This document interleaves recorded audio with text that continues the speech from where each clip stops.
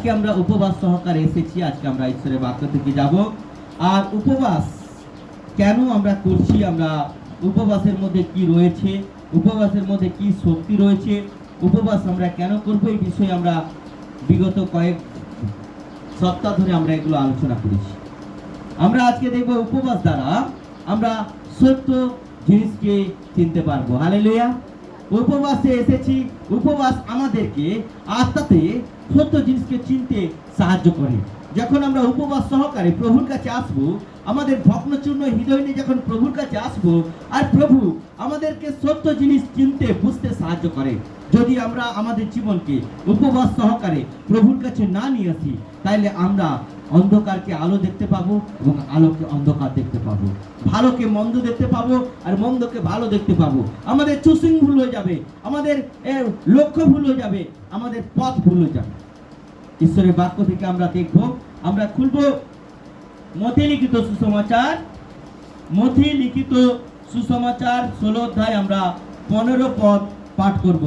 মথি লিখিত সুসমাচার আমরা 16 অধ্যায় 15 পদ আমরা পাঠ করব, 15 এবং 16। তিনি তাহাদিগকে বলিলেন, কিন্তু তোমরা কি বলো, আমি কে? সিমন পিতর উত্তর করিয়া কহিলেন, আপনি সেই খ্রিস্ট। আমেন। আমরা দেখতে পাই যিশু শিষ্যদেরকে জানতে চেয়েছিলেন, শিষ্যরা তাদেরকে চিনতে পেরেছে কিনা। শিষ্যরা জানতে চেয়েছিলেন, শিষ্যরা তাদেরকে চিনতে পারছে কিনা। যিশু শিষ্যদের কাছ থেকে জানতে চেয়েছিলেন। আমরা এখানে দেখতে পাই যিশু হচ্ছেন এমন মহান, তিনি শিষ্যদেরকে বিভিন্ন জায়গায় নিয়ে গেছেন, বিভিন্ন জায়গায় তিনি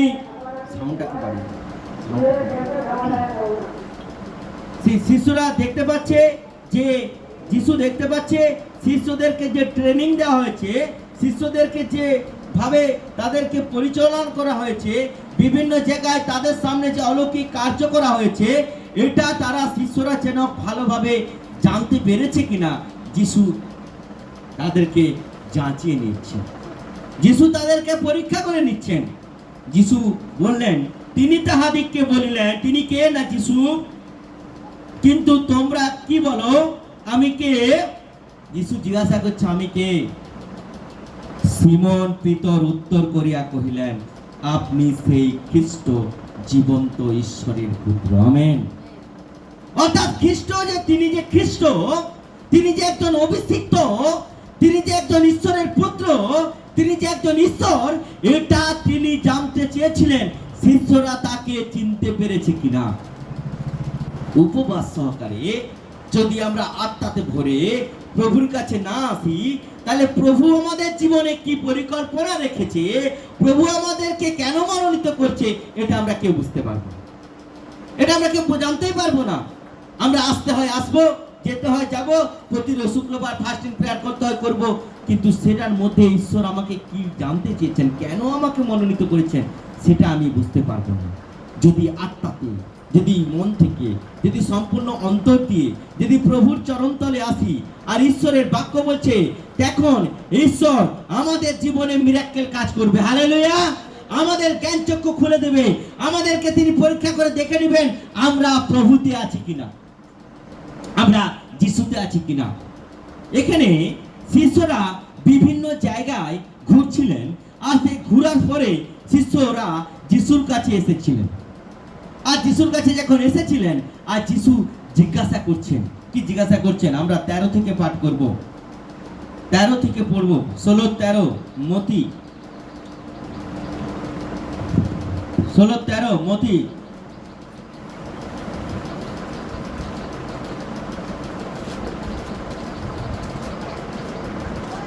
ষোলো অধ্যায় 13 পদ, 13 থেকে আমরা পাঠ করব।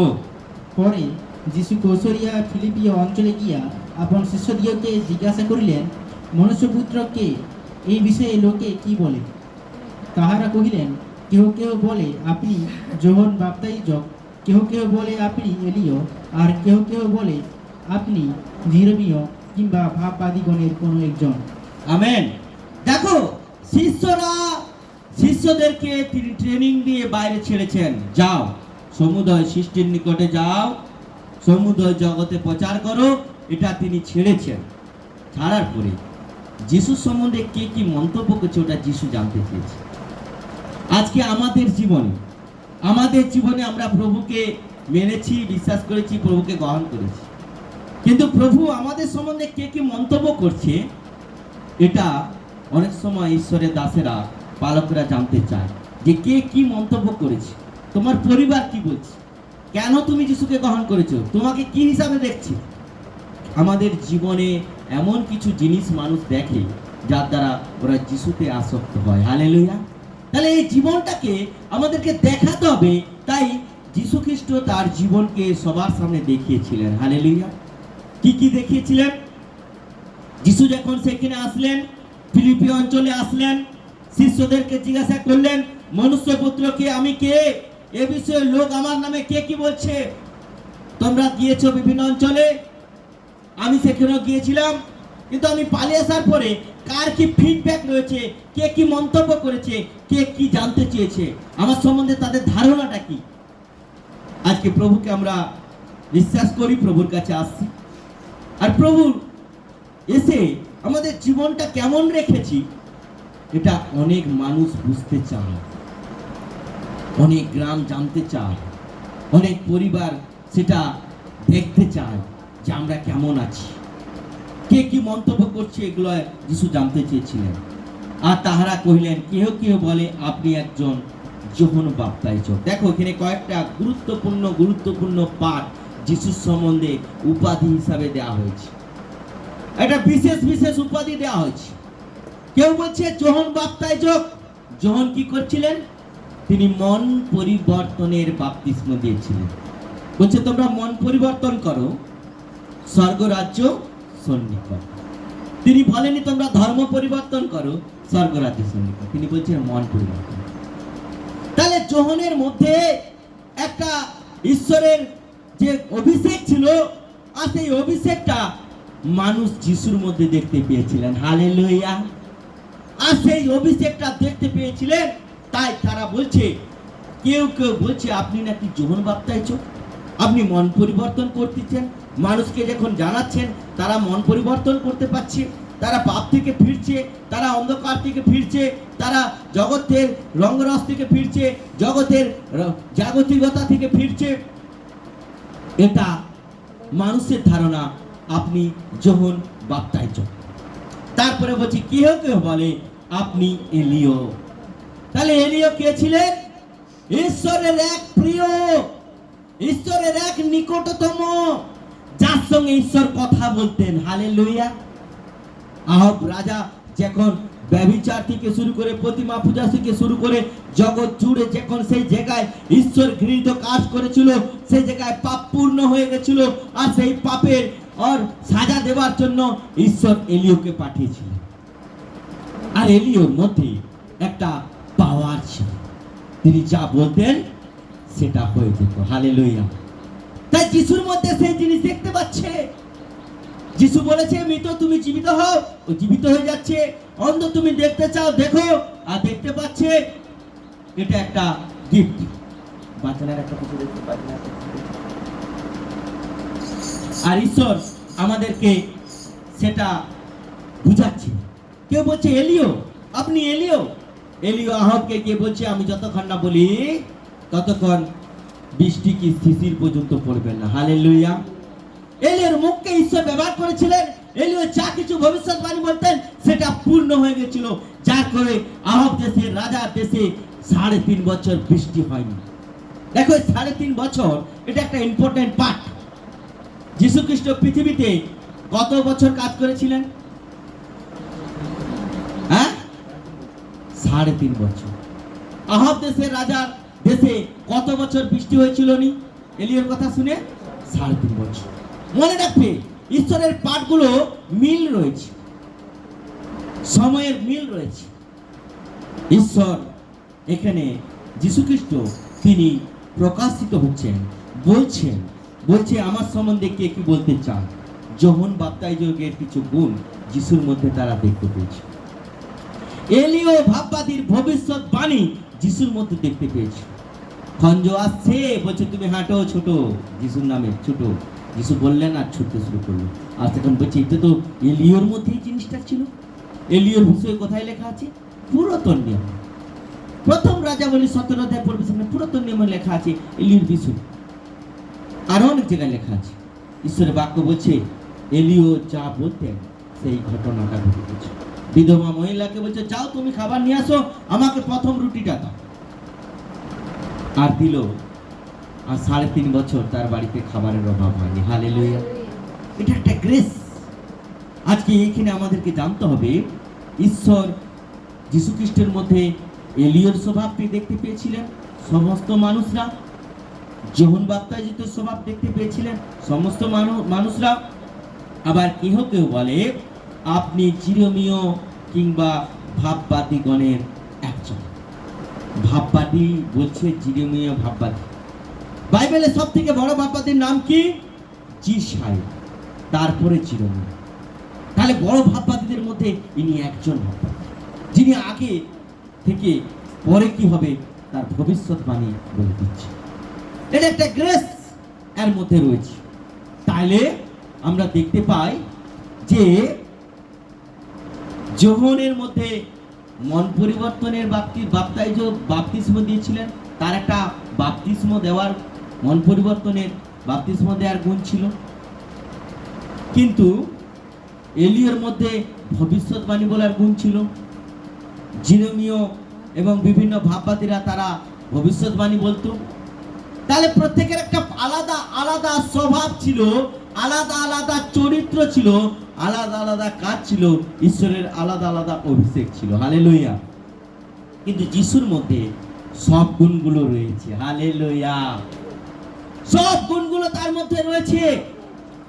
আর এই কথা যখন শুনতে পেলেন, তিনি তখন প্রকাশ করলেন যে এটা তো জনসাধারণ বলেছে, এটা তো সাধারণ মানুষ বলেছে, কিন্তু তোমরা যে আমার সঙ্গে ঘুরছো, তোমরা যে আমার সঙ্গে উঠা বসা করছো, তোমরা কি বলো? যিশু জানতে চান। জগৎ যারা যিশুকে জানে না তারা যিশুর সম্বন্ধে অনেক কিছু বলবে, কিন্তু যারা যিশুকে জানে তারা যদি কিছু বলে সেটাও যিশু শুনতে চায়। হালেলুয়া। এখানে আমরা দেখতে পাই পিতর, এতগুলো শিষ্যের মধ্যে পিতর প্রথম যিশুকে চিনতে পেরেছিল। হালেলুয়া। কেউ মুখ খুলেনি।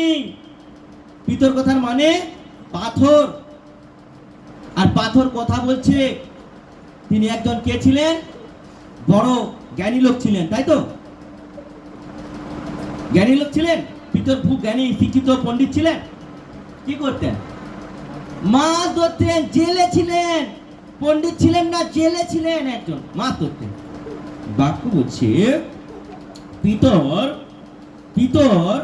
সিমন পিতর উত্তর করিয়া তাহাকে কইলেন, আপনি সেই খ্রিস্ট, জীবন্ত পবিত্র ঈশ্বরের পুত্র। তাহলে এতগুলোর মধ্যে কে চিনতে পেরেছিল? পিতর চিনতে পেরেছিল। এতগুলো শিষ্যের মধ্যে পিতর চিনতে পেরেছিল। আজকে ঈশ্বর চায় যারা আজকে প্রভুকে গ্রহণ করেছি, যারা আজকে প্রভুর কাছে বা উপবাস সহকারে এসেছি, যারা আজকে প্রভুকে উদ্ধারকর্তা তুমি স্বীকার করেছি, আমরা প্রভুকে চিনেছি তো? আজকে আমরা প্রভুকে চিনতে পেরেছি তো? সত্যকে জানতে পেরেছি তো? তাহলে সত্যকে যখন জানতে পেরেছি, তাহলে সত্যের জীবন যাপনটা আমাদের কেমন হওয়া উচিত? বাইবেল বলছে আমরা উপবাস সহকারে এসেছি। আজকে টাইটেল হচ্ছে, প্রচারের টাইটেল হচ্ছে উপবাস দ্বারা সত্যকে যেন আমরা চিনতে পারি। হালেলুয়া। আজকে আমরা যা চিনেছি এটা জীবনের শেষ দিন পর্যন্ত যেন আমরা ধরে রাখতে পারি। হালেলুয়া।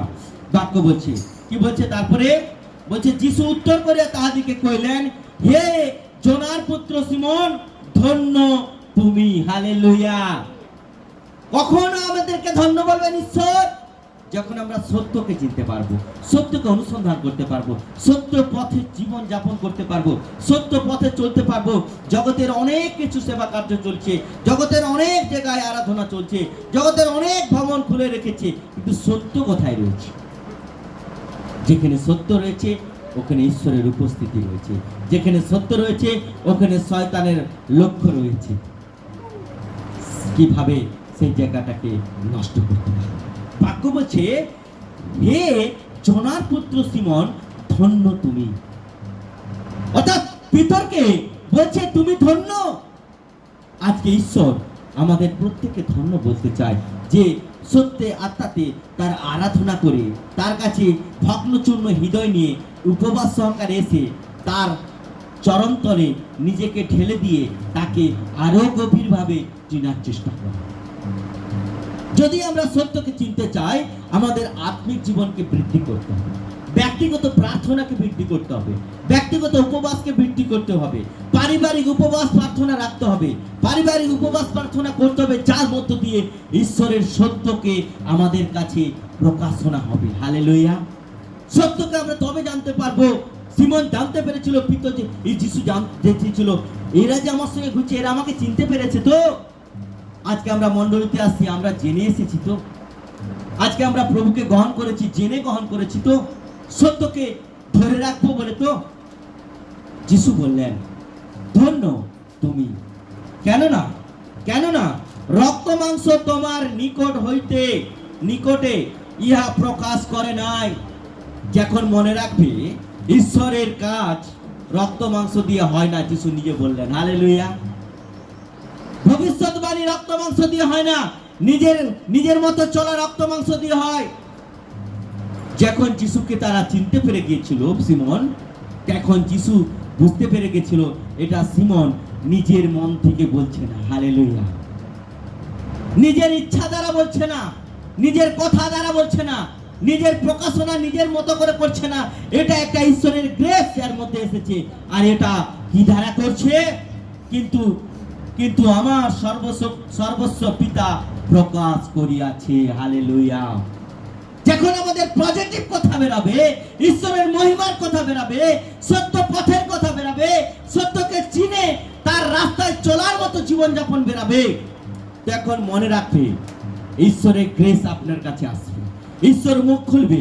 সিমনের এই দৃষ্টি, পিতর এই জিনিসটা যিশুকে চিনতে পেরে গিয়ে তাকে যে বলে দিয়েছিল আপনি কে, আর সেটা যখন প্রকাশিত হয়েছিল, জগতের লোক কেউ তাকে ভেবেছিল ইনি হচ্ছেন জন বাপ্তাইজ, কেউ বলছে ইনি হচ্ছেন ভবিষ্যৎ বক্তা, কেউ বলছেন ইনি জিরোমিয়ার মধ্যে একজন, কেউ বলছে ইনি একজন এলিও, কেউ বলছেন ইনি একজন ভাববাদী, অনেকে অনেক মন্তব্য করেছে। কিন্তু পিতর পবিত্র আত্মাতে যিশুকে চিনতে পেরেছিল। হালেলুয়া। যদি আমরা উপবাস সহকারে আসি, পবিত্র আত্মাতে ভরে আসি, পবিত্র আত্মাতে আরাধনা করি, পবিত্র আত্মা ভরে প্রভুর মহিমা করি, তাহলে আমরা সত্যকে চিনতে পারবো। প্রভু আমার জীবনে কি যোজনা রেখেছে এটা আমরা জানতে পারবো। প্রভু কে আমরা বুঝতে পারবো। প্রভু আমার জীবনে কি লক্ষ্য রেখেছে আমরা জানতে পারবো। প্রভু আমাকে কিভাবে চলতে বলেছে এটা আমরা বুঝতে পারবো। যদি আমাদের জীবনে পবিত্রতার সাথে উপবাস আমরা করি, আত্মিকভাবে করি, তখন যিশু তাকে আশীর্বাদ করবেন, বলছে ধন্য তুমি।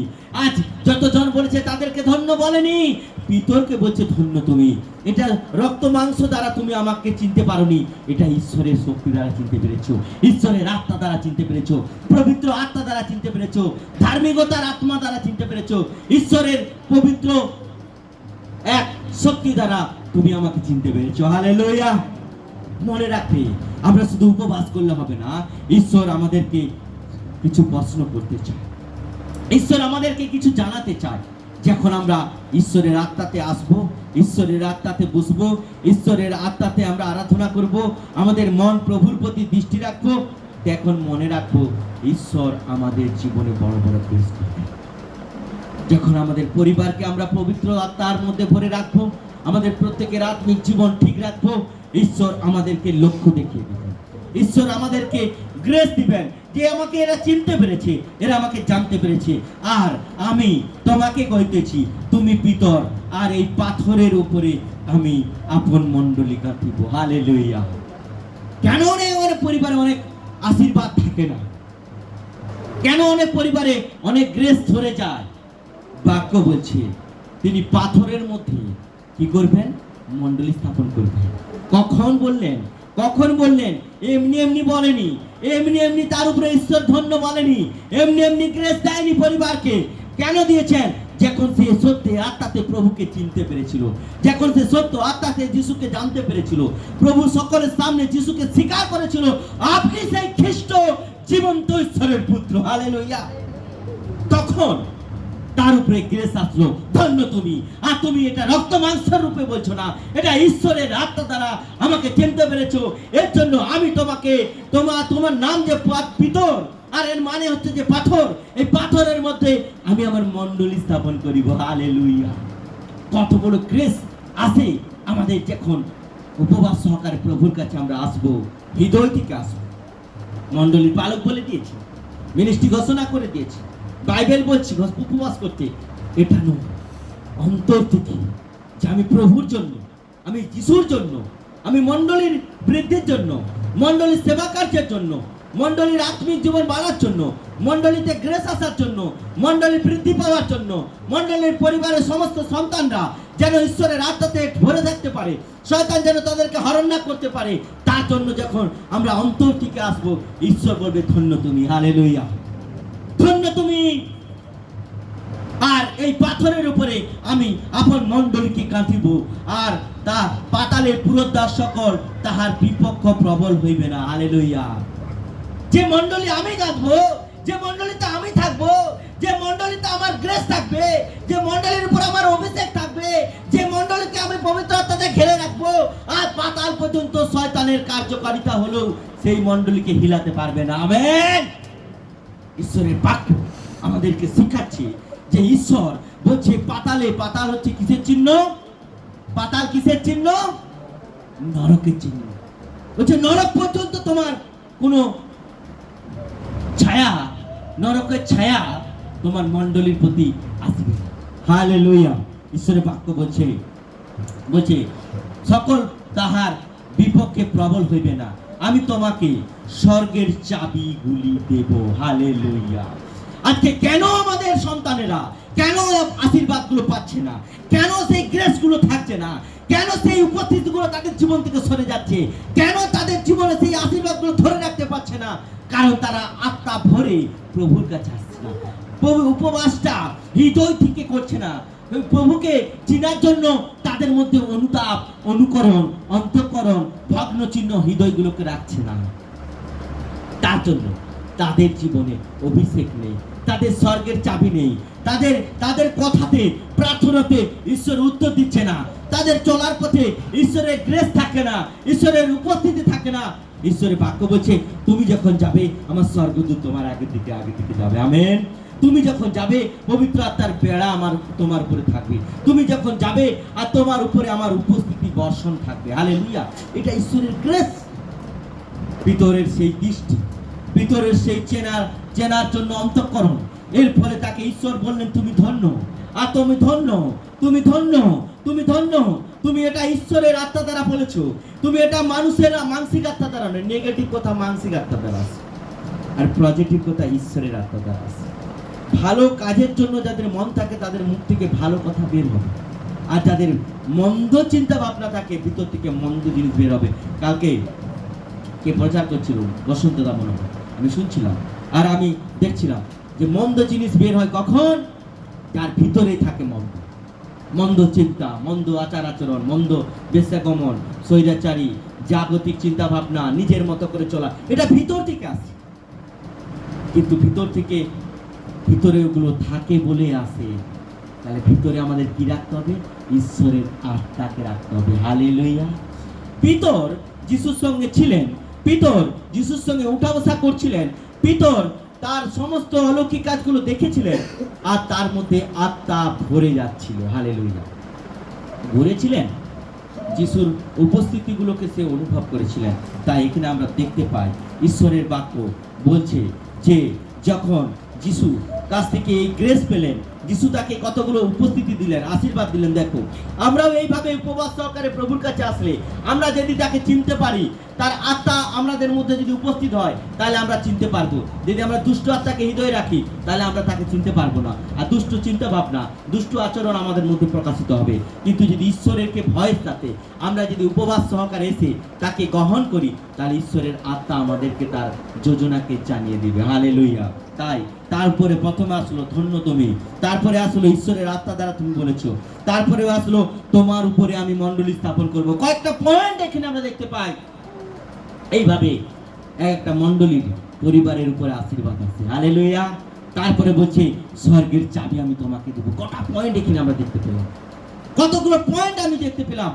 স্বর্গের চাবি আমি দেবো। স্বর্গের চাবি মানে, স্বর্গের চাবি কি মানুষের হাতে দেওয়া হয়? স্বর্গের চাবি কি সবাইকে ঈশ্বর দিয়ে দিবেন? যিনি ঈশ্বরকে জানেন না তাকেও স্বর্গের চাবি দিবেন? যিনি ঈশ্বরের আত্মা ভরে ঈশ্বরের আরাধনাতে, বাক্যেতে, প্রার্থনাতে, উপবাসে, সহভাগিতায়, ঈশ্বরের সঙ্গে, মণ্ডলীর বাধ্যতায়, পালকের সঙ্গে সুসম্পর্ক রেখে বাক্য যে অনুযায়ী পালক বলবে তার মধ্য দিয়ে সেই বাক্য, ঈশ্বর যখন আমাদের সঙ্গে কথা বলছে ওই বাক্যকে পালন করার মধ্য দিয়ে এই আশীর্বাদগুলো আমাদের পরিবারে, আমাদের জীবনে আসে। হালেলুয়া। বাক্য বলছে স্বর্গের চাবিগুলি আমি তোমাকে দেব। আজ এখন আমি দেব তোমাকে একটা বিশেষ গ্রেস দেব। হালেলুয়া। বিশেষ গ্রেস কি দিবে বলছে?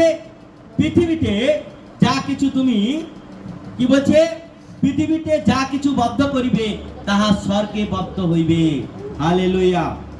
তাহলে চাবিটা এমনি দেবে না, চাবি দেওয়া মানে লক করে দেওয়া। প্রভু আমি আজকে প্রভু তোমার কাছে এসেছি, তোমাকে বিশ্বাস করেছি, তোমাকে গ্রহণ করেছি।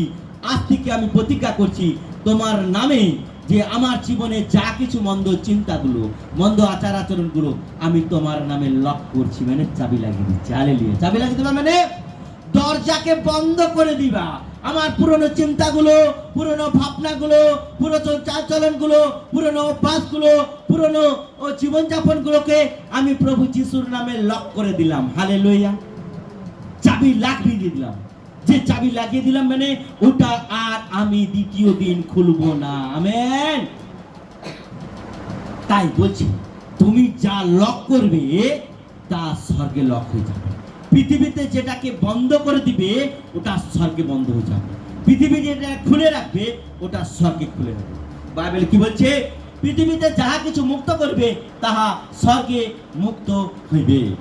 তাহলে আমাদেরকে আমাদের জীবনে কিগুলোকে মুক্ত রাখতে বলেছে, কিগুলোকে বদ্ধ রাখতে বলেছে, কোনগুলোকে ঘরের মধ্যে বন্দি করে দিতে বলেছে আর কোনগুলোকে খুলে রাখতে বলেছে। যে দরজা খোলা হবে সেই দরজার ভিতরে যেন কেউ গিয়ে না দেখতে পায় কোনো নোংরা জিনিস রয়েছে। সেই দরজার ভিতরে যেন কেউ গিয়ে না দেখতে পায় কোনো মন্দ জিনিস রয়েছে, মন্দ জীবনযাপন রয়েছে, মন্দ আচার আচরণ রয়েছে, মন্দ স্বভাব রয়েছে, মন্দভাবে চলার মানসিকতা রয়েছে, স্বার্থপর মানসিকতা রয়েছে, ঈশ্বর ঘৃণিত জীবনযাপন রয়েছে, ঈশ্বরের অবাধ্যতা রয়েছে, ঈশ্বরের বাক্যের ভয়হীন অবস্থায় রয়েছে। ঈশ্বরের কাছে যা কিছু ঘৃণা সেগুলো সব দরজার ভিতরে রয়েছে।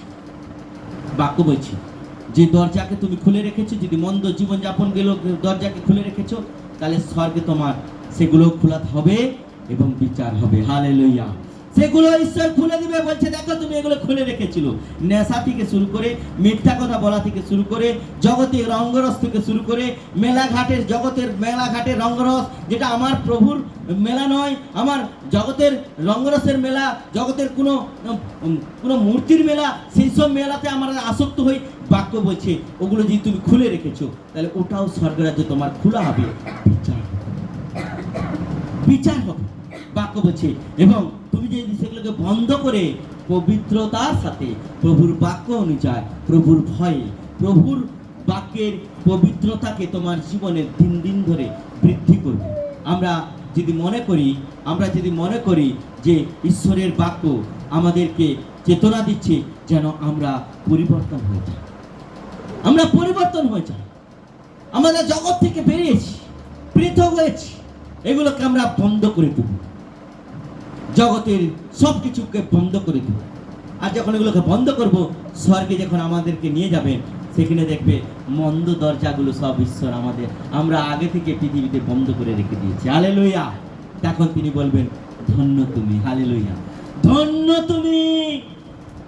পিতরকে গ্রেস দিয়েছিল। পিতর যখন পিতরের মধ্য দিয়ে আত্মা কথা বলেছিলেন, সেটা দুষ্টু আত্মা নয়, সেটা ঈশ্বরের আত্মা কথা বলেছিলেন। যখন ঈশ্বরের আত্মা তোমার জীবনে কথা বলবে, ঈশ্বরের আত্মা তোমার পরিবারে কথা বলবে। হালেলুয়া। আর আমরা দেখতে পাই, এখন মনে রাখবে তখন ঈশ্বর আপনার আশীর্বাদের দরজাগুলো আস্তে আস্তে করে খুলে দিবে। আশীর্বাদের দরজাগুলোকে আস্তে আস্তে করে খুলে দিবে, আর সমস্ত মন্দ দরজাগুলোকে বন্ধ করে দিবে। এবং এটা আমাদের নিজে থেকে বন্ধ করতে হবে। হালেলুয়া। যে আমি এই বিড়িটা খেতাম আর খাবো না, আমি এই জায়গায় মন্দ লোকের সঙ্গে উঠা বসা করে গল্প করতাম রোজ, এটা বন্ধ করলাম। আমি আর ফোনে কারোর সঙ্গে কোনো জাগতিক বিষয় কথা বলবো না, এটা আমি এগ্রিমেন্ট করলাম। মোবাইলে কোনো রকম খারাপ কোনো কিছু জিনিস দেখবো না, এটা আমি বন্ধ করলাম। আমি কোনো কারোর সঙ্গে ফালতু মেসেজ করব না, এটা আমি বন্ধ করলাম। টিভিতে কোনো জাগতিক সিরিয়াল রঙ্গরস দেখবো না, এটা আমি যিশু নামে বন্ধ করলাম। আমি কোনো জগতের কোনো অনুষ্ঠানে মিলিত হব না, এটা আমি বন্ধ করলাম। যেসব জিনিসগুলো আমি সব জীবন থেকে বের করে দিয়েছি, এটা আমি বন্ধ করলাম। কার নামে? যিশুর নামে। তাহলে এগুলোকে লক করে দেওয়া হয় আমাদের জীবনে। আর যখন লক করে দেওয়া হয়, তখন ঈশ্বর আমাদের জীবনে আশীর্বাদের দরজাটা খুলে দেয়। হালেলুয়া। ঈশ্বরের বাক্য বলছে, আমরা ঘুমাচ্ছি কেউ, হ্যাঁ, ঈশ্বরের বাক্য বলছে যে ঈশ্বর স্বর্গরাজ্যে আমাদের দরজা মুক্ত করে দিবেন। হালেলুয়া। তিনি তার কাছে ঢুকতে আমাদের বাধা হবে না, তার কাছে ঢুকতে আমাদের গমনাগমন করতে আর কষ্ট হবে না। কারণ আমরা আমাদের জীবনে সব জিনিসগুলোকে উপবাস সহকারে তার কাছে এসে তাকে চিনে নিয়ে তার আত্মা ভরে আমরা জীবনযাপন করছি, যাতে স্বর্গে না লজ্জিত হতে হয়। হালেলুয়া। তারপরে বলছে, তখন শিষ্যদিগকে এই আজ্ঞা দিলেন, আমি যে সেই খ্রিস্ট এ কথা কাহাকে বলিও না। হালেলুয়া। দেখো, ঈশ্বরের উপস্থিতি, ঈশ্বরের গ্রেস, ঈশ্বরের অনুগ্রহ তার মধ্যে রয়েছে, এবং যে যিশুর সঙ্গে তারা উঠা বসা করছে, ঈশ্বরের সঙ্গে তারা উঠা বসা করছে, এটা শিষ্যরা চিনতে পেরে গিয়েছিল। দেখো, এখানে একটা গুরুত্বপূর্ণ জিনিস ঈশ্বর আমাকে বলছে, এখন তার আত্মা আমাকে জানাচ্ছে। ওখানে পিতর একা ছিলেন না। হালেলুয়া। পিতর সাথে আরো শিষ্যরা ছিলেন, তাই তো যিশু বলছে, বলো, তাহারা কহিলেন, কি বলছে, কি বললো, ওরা আমার নামে কি বলে? জিজ্ঞাসা করছিলেন, ওরা আমার নামে কি বলে? কে জিজ্ঞাসা করছিলেন? যিশু জিজ্ঞাসা করছিলেন, শিষ্যদেরকে জিজ্ঞাসা করছিলেন, অনেকে জিজ্ঞাসা করছিলেন। তাহলে অনেকে এসেছিল, শিষ্যরা ছিল, কিন্তু একজন চিনতে পেরেছিল, আর যে চিনতে পেরেছিল তার উপরে ঈশ্বরের গ্রেস ছিল। তাহলে যারা সেখানে ছিল, একজনের জন্য বাকিরাও যিশুকে চিনতে পেরেছিল। হালেলুয়া। পিতরের জন্য বাকিরাও যিশুকে চিনতে পেরেছিল, আর যিশুর অভিষেকগুলো তারাও অংশীদার হয়ে গিয়েছিল। হালেলুয়া। তারাও যিশুর অভিষেকগুলো জানতে পেরে গিয়েছিল। যিশু কি দেয়? যিশুর মুখ দিয়ে ধন্যবাদ বেরিয়েছে। তারপরে কি হচ্ছে না, যিশু তাকে বললেন, তুমি আত্মা দ্বারা বলেছো। তারপরে কি বললেন? যে তোমাকে আমি কি করব, তোমার উপরে আমি মণ্ডলী স্থাপন করব।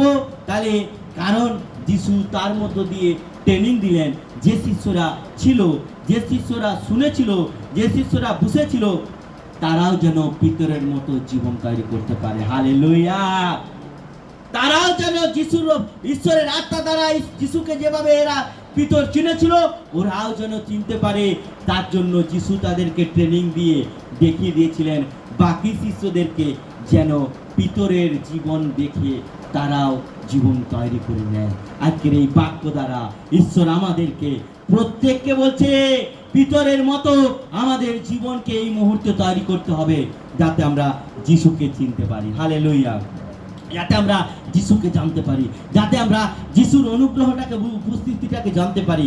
এবং সেখানে ঈশ্বরের গ্রেস আসছে, বলছে যা কিছু তিনি স্বর্গের চাবি দিবেন, এবং সেই চাবিটা যা কিছু তিনি বন্ধ করবে তা বন্ধ হবে। যখন আমরা প্রার্থনা করি, বলি না, প্রভু যিশু নামে এটাকে আমি এর জীবন থেকে ক্যান্সেল করলাম। ক্যান্সেল করলাম মানে লক করে দিলাম। কার নামে? যিশুর নামে লক।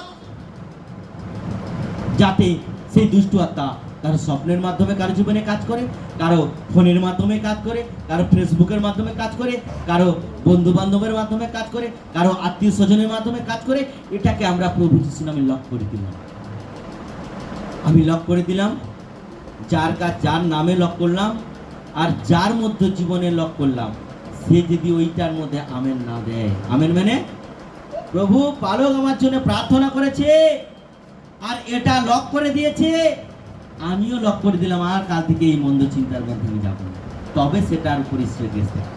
পালক বললো এটা এর জীবন থেকে বেরিয়ে যাক, সে বলছে ঠিক আছে আমি শুনে নিলাম, আশীর্বাদ পেয়ে গেলাম, ঘরে গিয়ে আমি আমার মতো করে চললাম, আমার মতো করে চললাম। যখন আমাদের কাজ থাকে না তখন আমাদের কি কাজ? অনেক সময় আমাদের টিমকে আমি অনেক সময় ডাকিনি, ইচ্ছা করে ডাকি, ওদের কাছে কিছু প্রশ্ন রেখে দিই, পরে আমি সেটা জিজ্ঞাসা করি। কেন? 2-3 দিন যে তোমরা আজকে ফ্রি ছিলে, আমরা কোথাও সেবা কাছে যাইনি, তাহলে এই 3 দিনে তোমরা প্রভুর জন্য কতটা বাড়ছো, তৈরি হয়েছো? প্রশ্ন করবো। তারা কি মোবাইলে ঘেঁটে সময় নষ্ট করেছে, না বন্ধুদের আড্ডা মেরে সময় নষ্ট করেছে, না জগতের রঙ্গরসের সময় নষ্ট করেছে? ওটা আমি তার কাছ থেকে হিসাব নেব, এবং সেখানে ওরা কিভাবে চলছে ওটা আমি বুঝতে পেরে যাব তাদের জীবনযাপন দেখে।